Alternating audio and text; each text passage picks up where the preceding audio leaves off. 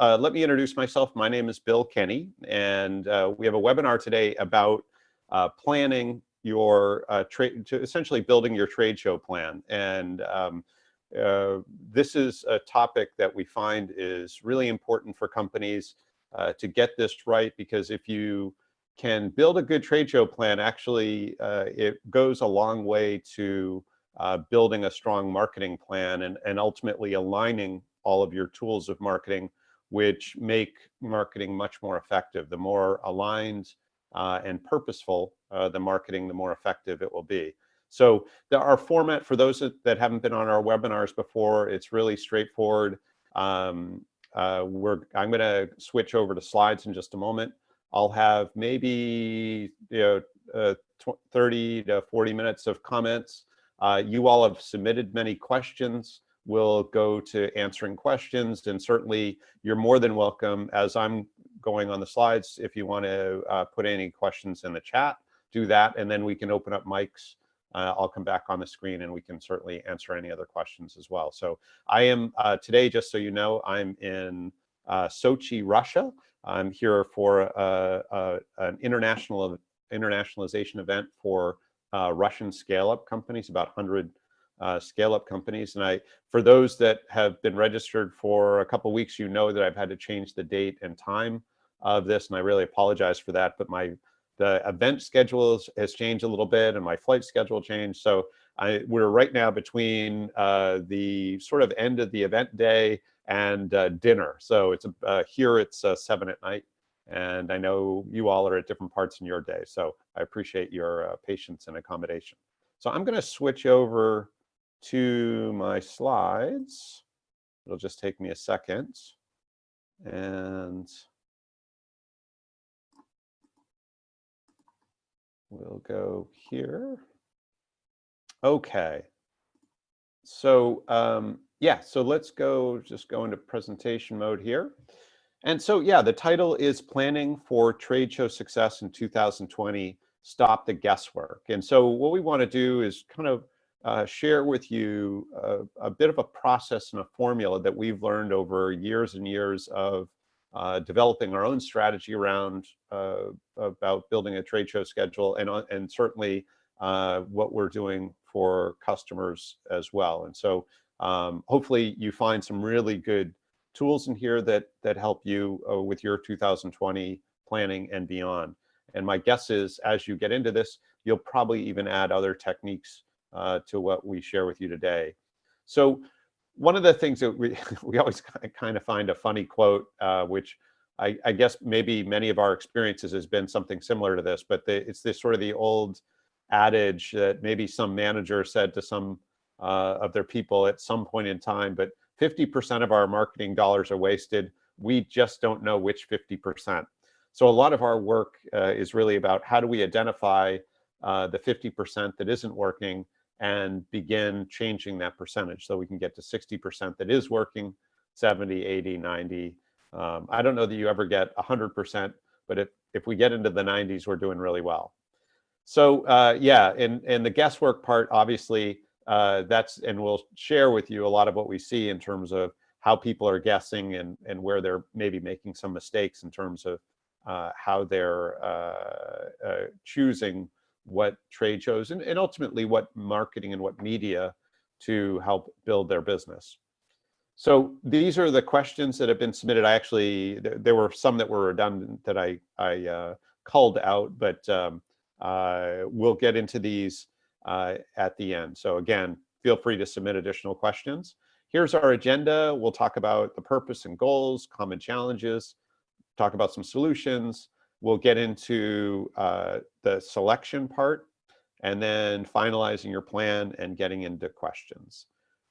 So just so you know a little bit about me, certainly our intent in these workshops is not at all to be self-promotional, but it's probably important that you know some context so that I guess what I say you can put into whatever relative weight that is important for you. So I'm the founder of a company called Meet, and I have about 30 years of experience in events, both as somebody who has exhibited at many events for my own companies, also who has run some major trade shows, and then in our company's role now, helping other companies really optimize their use of trade shows. And we particularly focus on helping international B2B growth companies exhibit at trade shows and leverage events in the United States and North America, but primarily the United States. So that could be any kind of trade show or in-person event. And again, B2B, so it's an executive, typically an executive type sale. So our four sort of pillars of service are we develop the strategy, staffing, provide staffing, get the executive speaking opportunities, and then provide all sorts of sales support. And roughly about 50% of our clients, we're their first representation in the US. So we're actually hired before they have staff, and we establish initial traction and develop the sales system. And essentially, as salespeople are hired, they're coming into a working model as opposed to being sort of thrown to the sharks. And then the other half of our clients have existing structure, existing team already in the US, and we come in as an accelerant to that process. So kind of rocket fuel for sales. So enough about us. Let's get into our content. So the first thing in anything we do, particularly around planning, we want to be really clear as to what our purpose and our goals are. So I want to, and you may ultimately have different purposes and goals, but I want to share what we find as the most meaningful for most B2B or B2G type companies. So from a purpose standpoint, the primary purpose of going to a trade show is to connect with volumes of high quality prospects. And there may be secondary and tertiary purposes. We'll talk about some of those as we go. But the primary purpose is whether it's 1,000, 10,000, or 100,000 attendees, is to find the small minority that are actually prospects. And we need to agree, in order to be friends here, we need to agree on what a prospect is, because it's our experience that many companies misdefine a prospect. And what happens is they're aiming at too big of a pool because they haven't really clarified specifically for them what a prospect is. And so there are three qualities that we found best define a prospect for any company. So they, number one, need to have a need. They need to have money or the resource to satisfy that need. And then finally, they need to be urgent. And the easiest way to remember this is to say, need money now.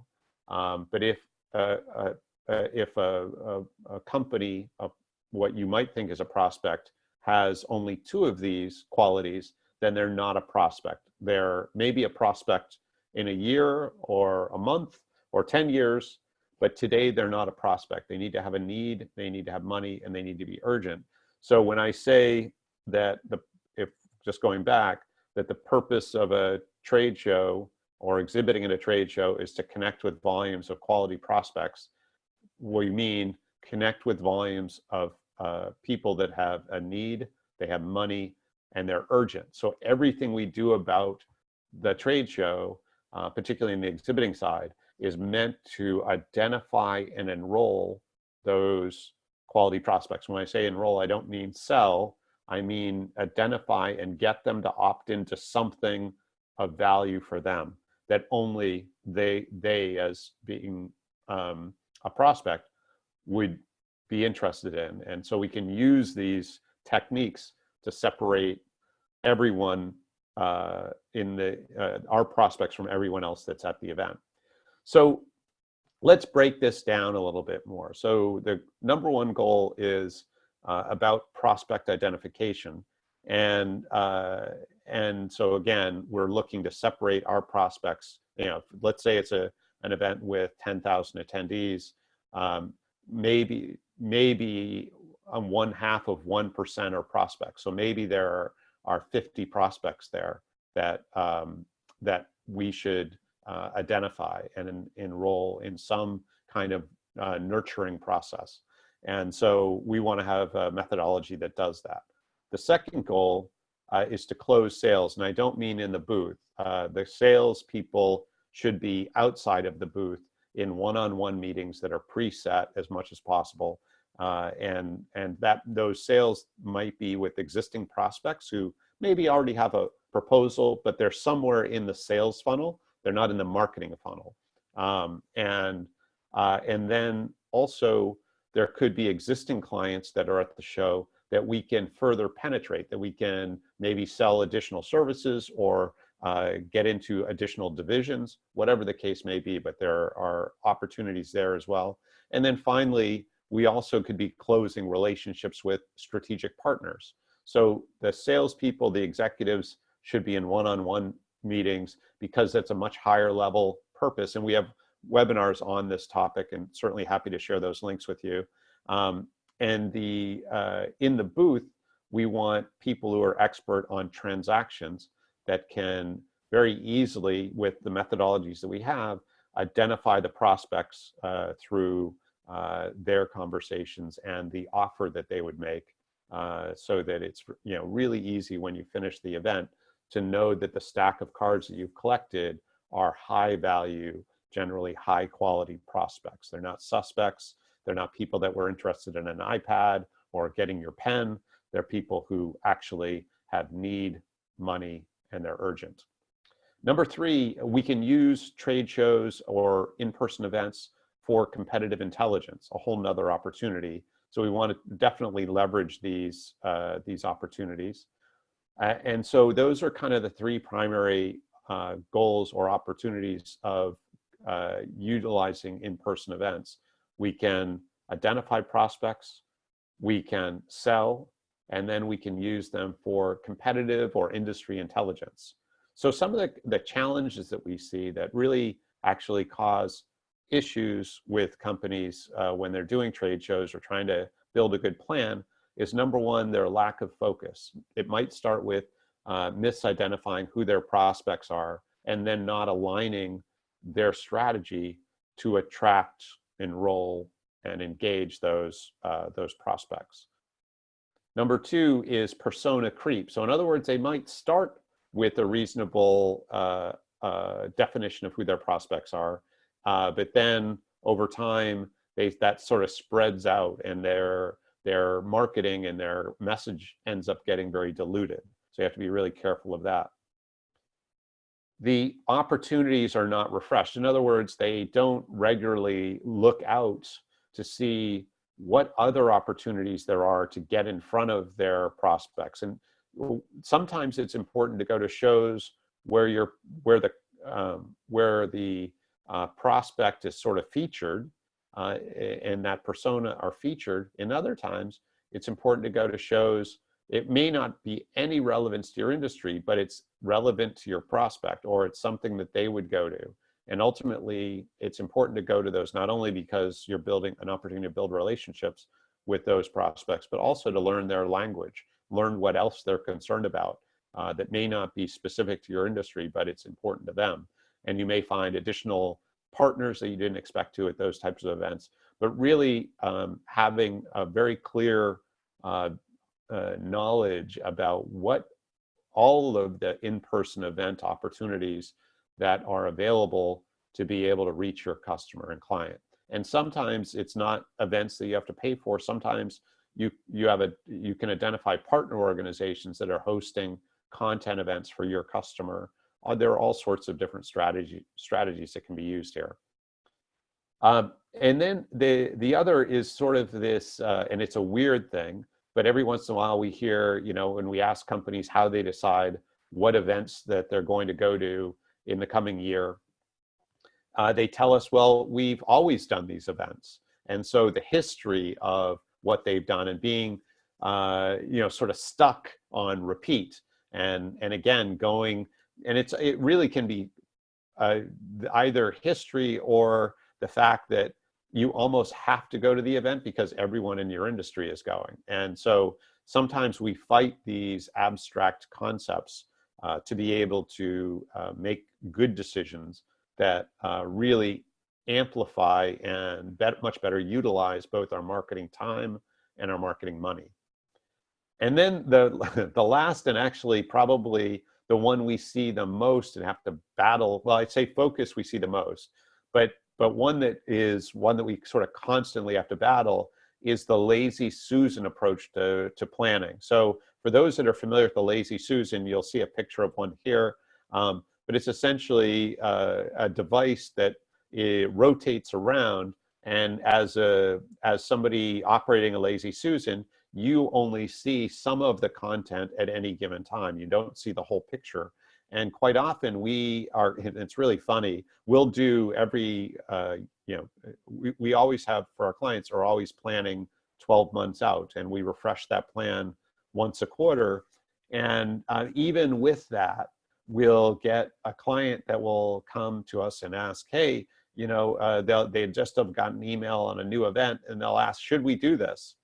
And so, it's really hard, I think impossible, to make decisions abstractly. So our response is always, let's evaluate how that fits within our plan and against our customer. And you'll see as we go through this, we can get really very finite in terms of making these decisions and making them very analytically as opposed to emotionally. And so sometimes the event that's in front of us is attractive simply because it's the event in front of us, but it doesn't have anything to do with the formula that actually helps us make maybe more logical and reasonable and repeatably good decisions. And that's really what this is about. Building a plan as a process, but also managing the plan as a process and continuing to cull it so that it is effective and efficient. So let's get into some solutions, and we're going to share sort of 5 steps of things that you might think about as ways to really help the process. So number one, we want to focus. We determined that was the number one challenge. And so we want to map our buyer personas. And I don't know why I have buy personas here, but buyer personas. And we actually did a webinar on this, and I'll share this, this link with you. But this webinar will go into the details of how to map your buyer persona. But for those that don't know the term buyer persona, it is a buyer persona is essentially a mapping or a description of a hypothetical person who is an ideal client. And so it would generally give what their role is, what their responsibilities are, what maybe their age or any demographic or psychographic information.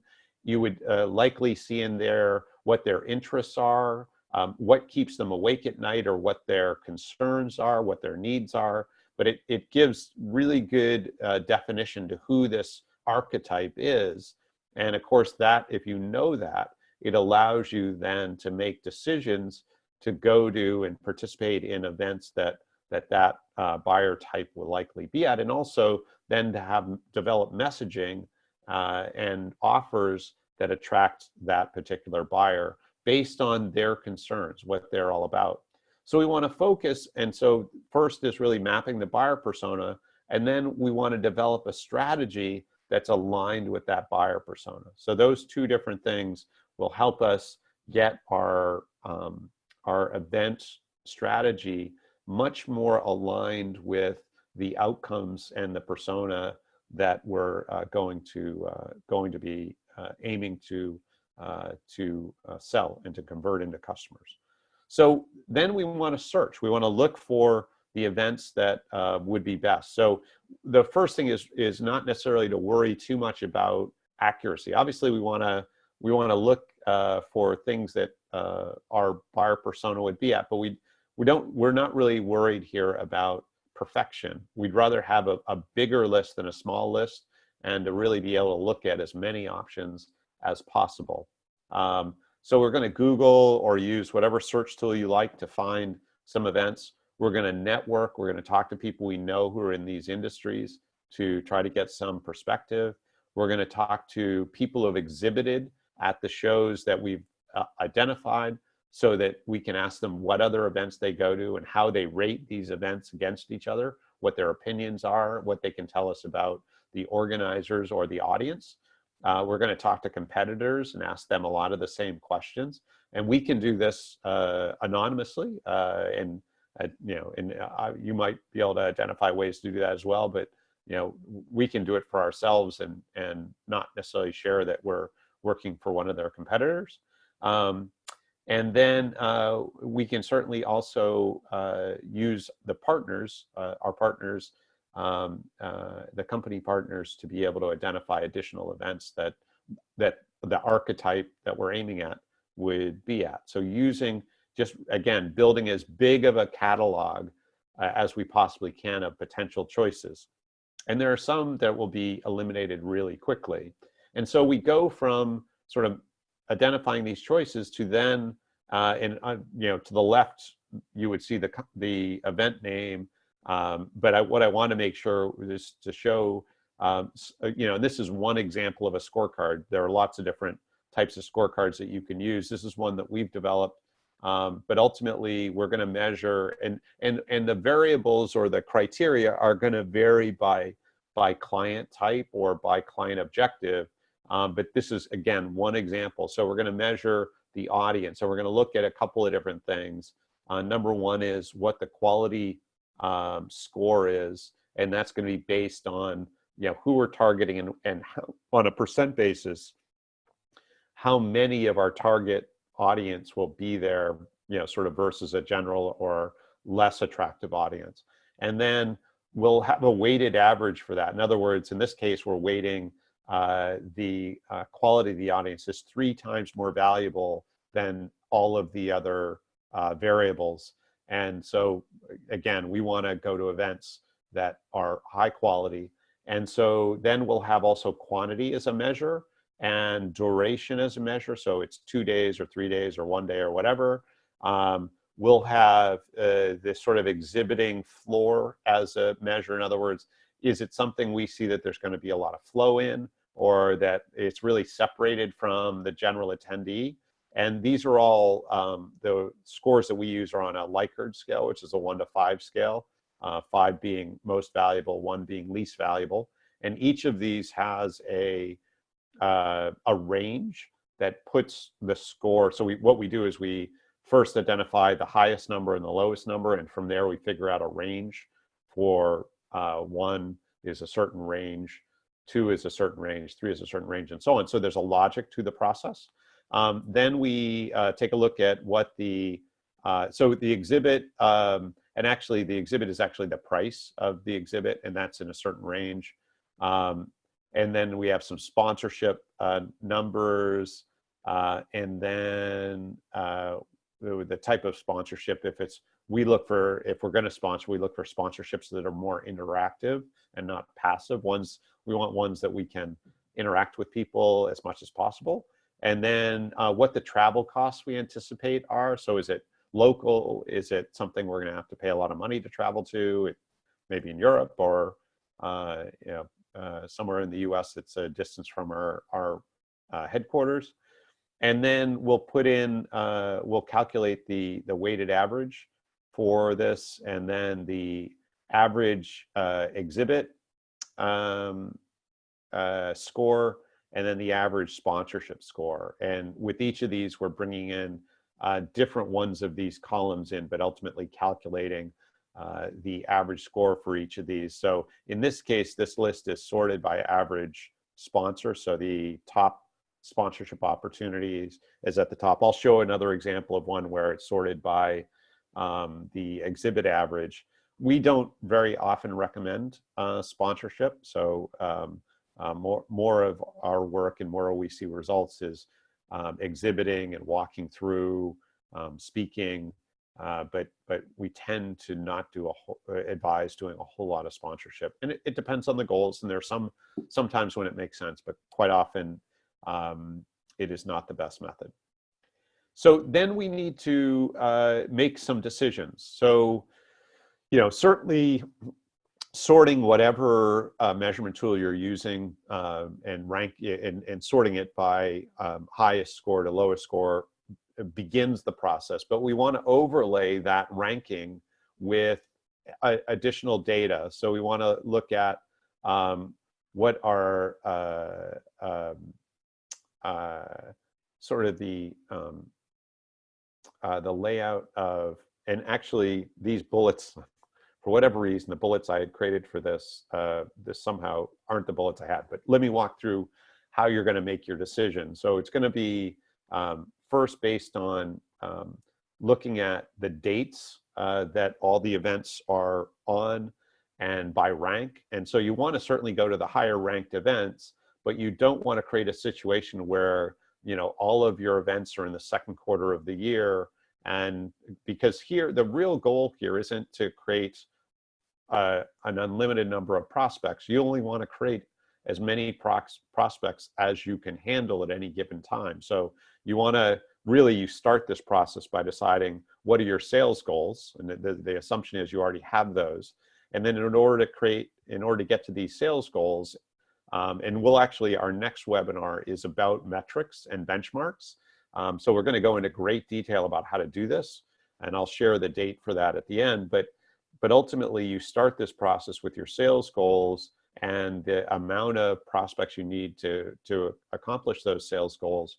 So ultimately, every event, or maybe every month, let's say, and certainly every quarter, would have a certain, not only sales goal, but it would have a certain number of prospects that you need in order to reach that sales goal. And certainly we know that there's a latency to sales, and some of us have a, you know, it's a 6-month or a 12-month sales cycle in order to get sales. But ultimately we can calculate, and we'll share on our next webinar about how do we get to these projections or these estimates that allow us to choose the right number of events in any given time period, so that we create the right number of quality prospects so that the sales goals are accomplished.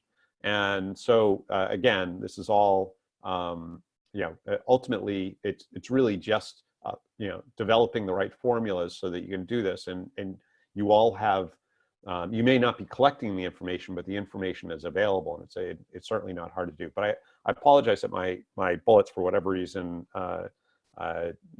didn't represent on this page. But again, how you're going to make decisions are essentially, how do you create the flow of events that allow you to have the flow of prospects in each month that allow you to hit your sales goals.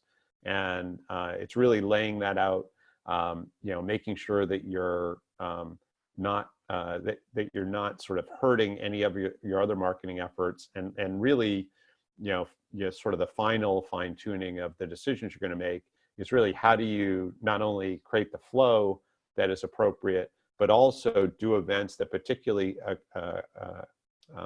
complement, whether it's, you know, new product releases or complement any other opportunities in the marketing cycle. So, you know, you want to plan your events, you know, sort of first, you know, specific to the event opportunities and your goals, but you need to overlay that then on additional marketing opportunities that are going to come through the other modes of marketing that you use. And so, you know, being aware of, you know, what maybe you're going to be doing some lunch and learn or executive briefing events, or maybe there's going to be some, you know, big press release or announcement that the company will make.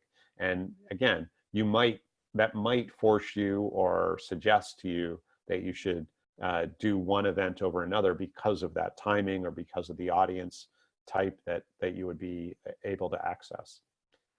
So let's go on to refresh. So we do want to refresh our information periodically.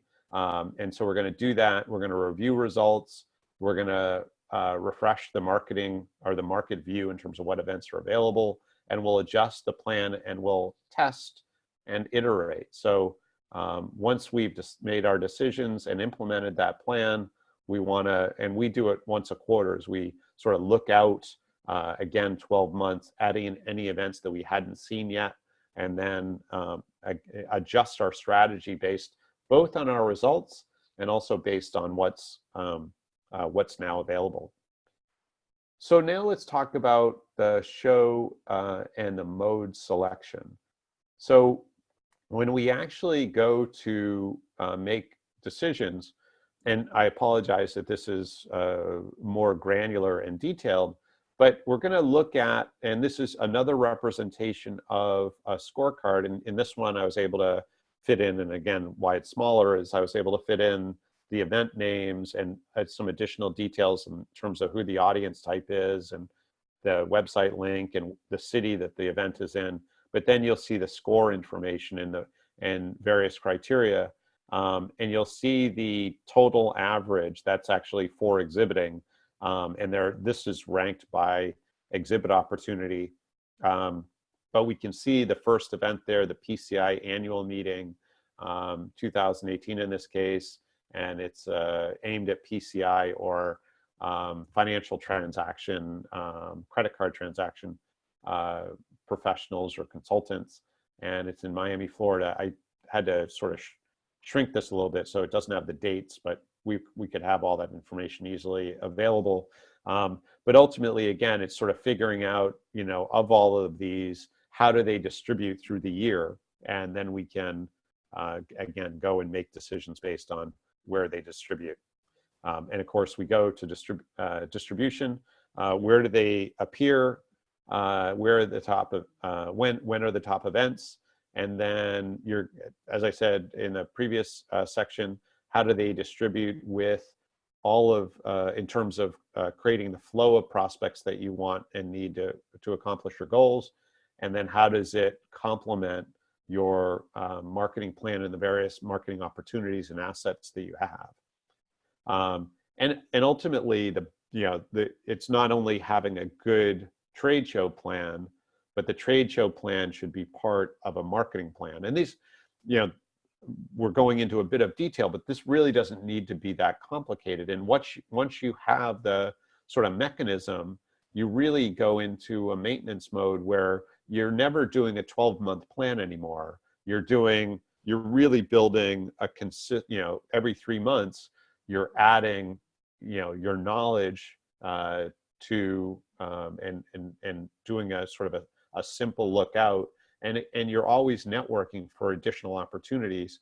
But ultimately, every 3 months you're sort of resorting everything based on what you've learned and your current priorities. So it's really the first time you do this is the sort of more involved and harder time. But after that, it really is much more automatic. And actually, we're going to share some really, really cool things in the next webinar when we go to benchmarks and metrics to help you really see how once you do this, it actually can be really powerful, not only for your planning, but also for your negotiation with your with any of the event hosts that you work with. It can be unbelievable in terms of both your negotiation and your knowledge about best leveraging events that you use or that you frequent. So then the modes, we have to decide how we're going to participate in these events, and kind of the normal, maybe the most common would certainly be exhibiting, but we also may sponsor. Again, I mentioned that's usually not on our top of our list.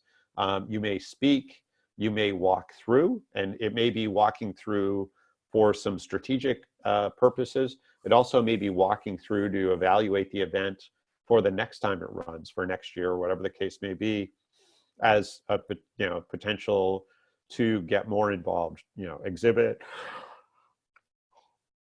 or to do something like that. And then you might run a hospitality event or an executive briefing in the evening or at lunchtime or parallel to the event as well, but an opportunity to bring a subset of the overall trade show audience to a specific location where you have them more privately. You also may use it just to do one-on-one meetings. So instead of taking the whole booth and the whole team there, you just prearrange sales meetings for the sales team and offsite at coffee shop or a hotel room or whatever the case may be. But ultimately, your schedule, you may have 10 or 20 or 50 events on your schedule through the course of the year. And in some cases, it's the whole team.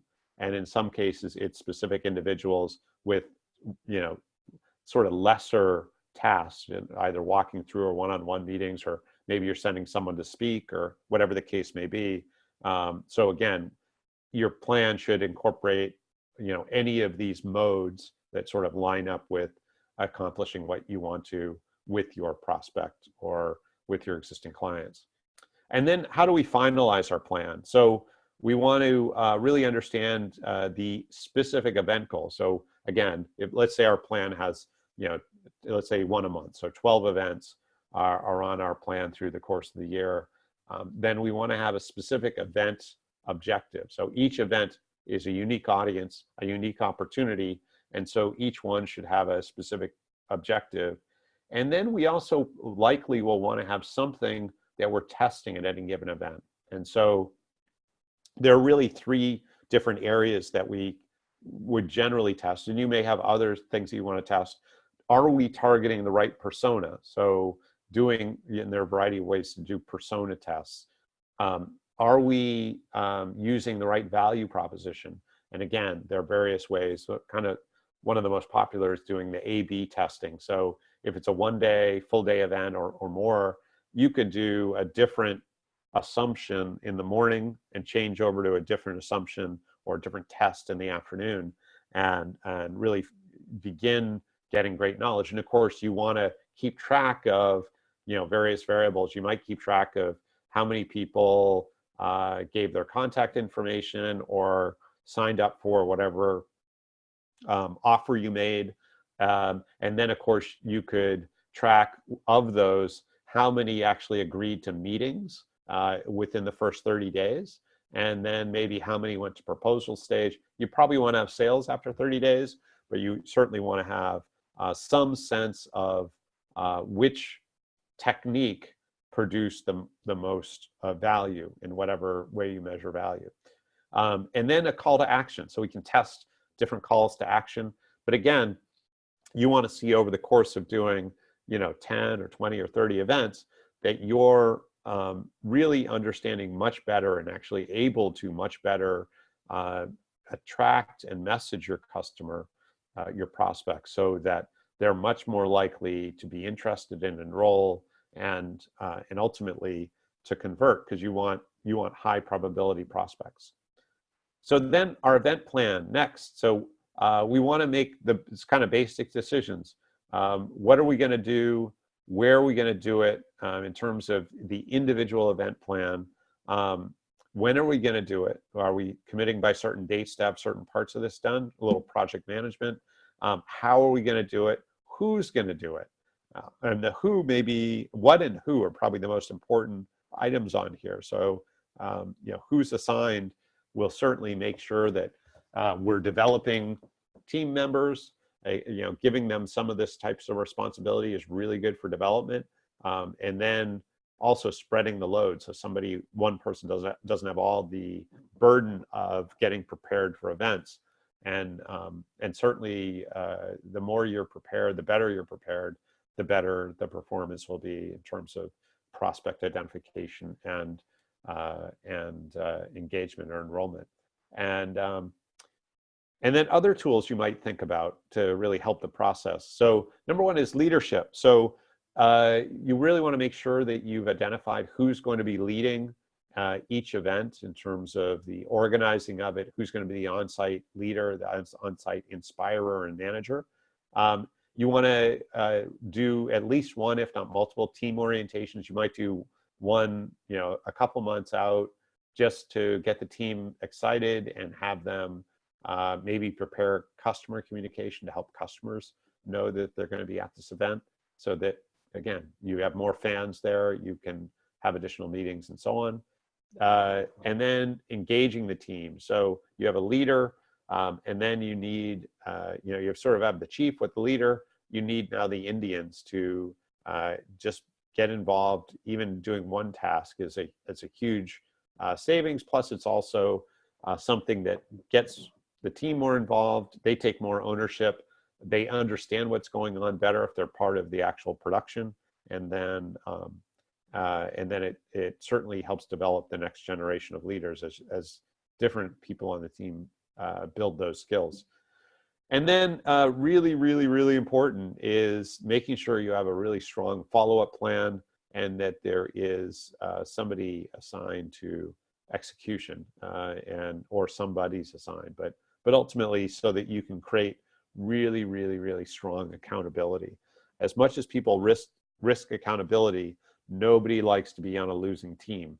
And so for sort of all of the work that we as managers and business owners and whatnot need to do is really just keep it simple in terms of getting people engaged and creating really good accountability so that people know what to do when it's expected, and that that they can be accountable to that. So we've done all this and talked about all this in with the goal of not guessing anymore and making it so that we can make much more logical and defensible decisions, and ultimately ones that lead us to better decisions. And so, not only are we going to use these events to promote, but we're going to also use them to learn. And what we found is actually our focus in the first 6 months of working with the company are to not just get initial traction, but also to much better understand how to sell to their customer. And so getting to that place where you have much more certainty about how to identify and enroll prospects, it certainly goes a long way to being much more successful in sales, and ultimately choosing events that really align. So where you want to get to is a place where you take that sort of amalgamation of events and you make really good music. And that idea that you can create a concert is really key. So we're going to get to the questions in just a moment, but I want to share with you the next webinar, which I've mentioned now a couple of times, is going to be Tuesday, January 7th, that's 2020. And it's going to be at 11 a.m. I apologize, I didn't put the time in here, but it'll be at 11 a.m. And it's benchmarks, goals, metrics, and ROI. Everything you need to know about measuring trade show results. So hopefully you can make that. Certainly share it. When we share it, feel free to share it with your friends and colleagues. So let me see. I think that is our last slide. So I've got the thank you slide. So let me go. I'm going to come back on screen now, and we'll stop the screen share. So you should see me coming back on. And so let's see, I'm going to go to the questions. Give me just a second here. We'll do that. And so let's hop down the questions. And actually, I'm just going to check because I haven't seen if anyone has submitted any questions. So yeah, no questions are submitted. So feel free to submit any additional questions. So I'm going to start in on the list of questions that you pre-submitted. So the first question is sourcing the trade shows that have the biggest opportunity to connect with decision makers. So really, this is a lot of what we've just talked about, which is how do we identify the trade shows that are highest value? And so, I think for us, the basic rules are: number one, understand the entire realm of possibilities, and we gave some research indication, and then from there, rate those different areas of opportunity or different events of opportunity, sort them, and that will get you, let's say, 80% of the way there. And then it's really about making sure that the events that you do, number one, are complementary to your sales, and that they're and your other types of marketing, and then also that that you're considering that you want a consistent and valuable flow of leads. So you want to make sure that you don't have all of your events in one quarter, or that there's some gross variance in terms of the potential for quality leads in 1 month or 1 quarter versus another. So you want to, again, distribute your events so that every quarter has sort of the right flow of good leads. And again, we'll spend a fair amount of time with this on our next webinar in terms of how do you calculate that. It's actually pretty interesting math. So let's see, we do the same trade shows every year. With okay results. how do we know if we're doing the right ones? How do we know? That's great. Um, and again, we're going to really focus on metrics at the next webinar on January 7th. So I'd encourage you to come to that. I think, ultimately there are techniques both to be able to set goals by event in terms of the quantity of prospects that you need, and then being able to utilize that to continue to improve the process. And so you're going to choose the right ones because they help you engage and be successful towards those goals of sales growth or customer acquisition. So the next question is, how do we choose the right show in your target industries? I think we've gone through it. I would suggest once you get the recording of the webinar, look at it again. We've pretty much talked through this, and it's really the process of, number one, identifying all that's there, scoring those so that you can know how they rank against the outcome you're looking for, and then sort of continue to iterate the types of events that you go to so that you can find the best ones for attracting your audience. And then, this question is, so far we haven't had any results from our participation in trade shows abroad. We need to find what we're doing wrong. Yeah, and this actually becomes really easy when you begin using a testing methodology so that you can compare, in this case, the production of one event against another. And we're actually going to show you in the next webinar how that information then becomes really useful with the trade show host negotiations, because you'll have a benchmark by city and by region about what your event should cost and what your production expectations should be. So that may even be something you can incorporate in as a minimum numbers for your various agreements, so that the host is held to some metric or standard. Making them more accountable isn't a bad thing. So the next is, how do you know what the impact is when attending the event? How can you differentiate the outcome of annual trade show visits? Yeah, so and again, we'll go into detail on this on the next webinar, but maybe to give you the real high level view, if you so let's look at what are the ultimate outcome is. And again, we'll go into details on this. Ultimately, we want to create sales. Each month, we're going to have sales targets. Maybe in our business, we have weekly sales targets. I know there are annual sales targets, but let's just say you're focusing on the next 30 days. You're probably not going to have any closes if you're in B2B sales. So the real objective is to identify and begin building a relationship with a distributor. And so you can identify how many distributor appointments happened in that first 30 days after the show. And that would tell you what the effect of that show was. And so maybe it's distributors in your region or a specific region, but ultimately you're looking to get to the appointment stage. And once you get to the appointment stage, there should be a number of those that should become proposals, and maybe a number of those that should become customers. And so it's going to be that, those various steps we know in the process.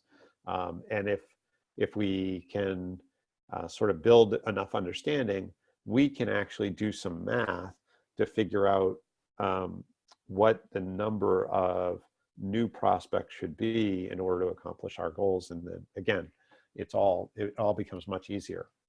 So, and again, this is a topic we're going to go into much more detail and provide some really good tools in the next webinar. So let's see, start to make our annual trade show. I don't know what that question is. So here's an interesting thing. So how do we how do we know what the impact is when attending? Okay, so we answered that. The next one is how to optimize the time when the trade fair is very extensive. I'm imagining this is a very large trade fair. So there are really two things. One is in the booth, we need to have a very, very succinct call to action that is aligned with our prospects, highest need. And if it's North America is your target, then just making sure that you're lining up with that buyer persona, and making sure that the offer is really relevant to them. And we have webinars in terms of providing the detail on this, and then looking at the trade show as well as the opportunity outside the booth. So are the salespeople prepared to have one-on-one meetings? Do they have good one-on-one meetings set? Do they have a location, and so on? And then the next question is getting to the right people at the conference. If you're in a booth, it's about what the offer is. That's what's going to attract people in. I'm happy to talk to anyone one-on-one on this, but in the B2B market here, you really have to be very relevant to prospects in order for them to self-identify, which is what you want to have happen.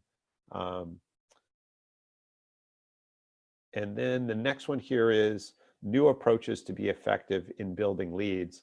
I think what we've talked about is I don't know if I wouldn't necessarily say it's new, but I certainly don't see many people doing this. Most people are giving some, they have some kind of giveaway that isn't necessarily relevant specifically to their customer. So what ends up happening is they get leads that aren't at all prospects.